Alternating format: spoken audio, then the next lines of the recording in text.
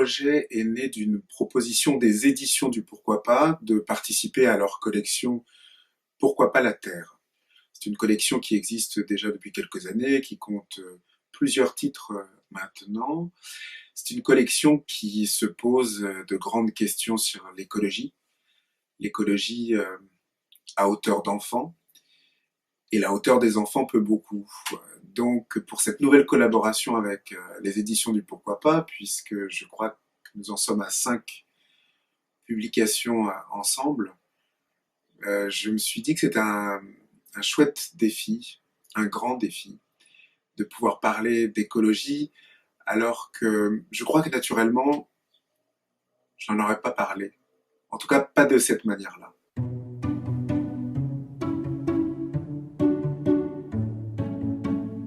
Sable.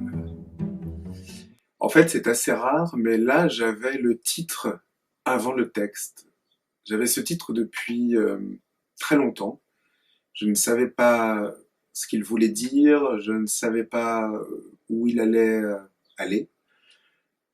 Je savais qu'il y aurait de la colère, pas forcément une colère explosive. Je ne savais pas qui était Sable. Et quand j'ai réfléchi à cette histoire, je suis vraiment parti du titre.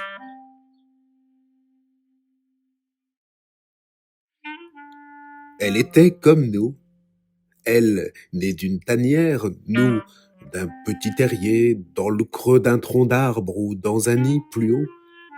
On partageait les mêmes jeux, les mêmes premières saisons. On partageait la même forêt.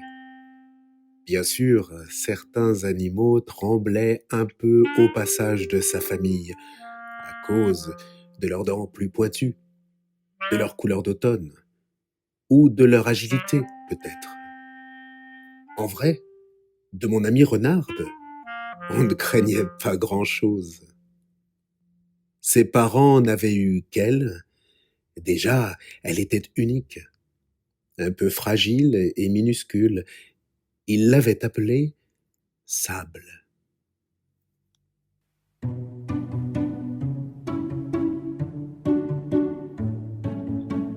En fait, pour parler d'écologie aux enfants, je me suis dit qu'il fallait se tourner vers quelqu'un qui le faisait très bien.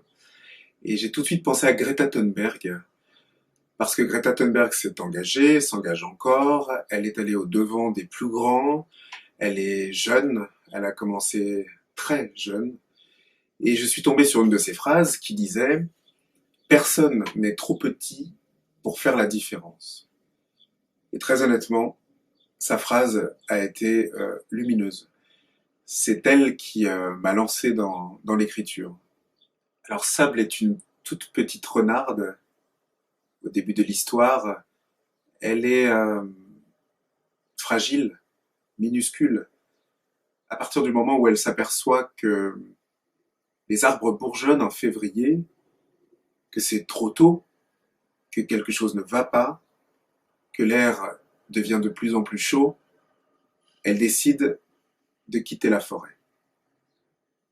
Tous vont prendre la route et vont la suivre pour aller voir les grands de ce monde, les grands humains, ceux qui sont sans doute les responsables de toute cette chaleur-là. Dans ces moments reposés, souvent Sable regardait autour, fébrilement. Je crois que son œil perçant voyait les petits détails de la vie.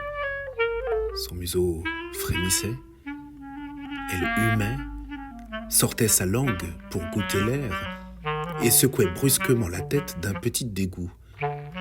Parfois même ses oreilles se baissaient en arrière comme si un vent trop violent venait de coucher les blés des champs. Là, je ne savais pas encore que Sable s'inquiétait pour le monde.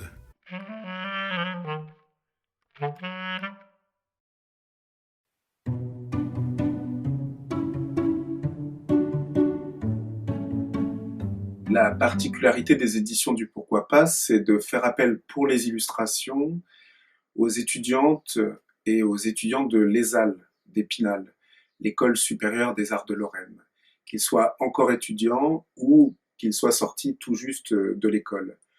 Pour la révolte de sable, il y a eu 2 ou 3 propositions d'illustratrices et d'illustrateurs, tous de grands talents, avec des réponses très différentes. Et d'un commun accord, on est tombé en amour, comme on dirait, pour les images de Mathilde Barbet. Ces images et aussi son regard sur le texte, qui était d'une force. Elle était à la fois dans la forêt, elle était à la fois sable, elle était cette renarde, et les images sont de toute beauté, à la fois du collage, à la fois de la peinture. Elle en parlerait mieux que moi, bien sûr. Mais c'est flamboyant, c'est avec beaucoup d'imagination, beaucoup d'inventivité, et c'est très affectif.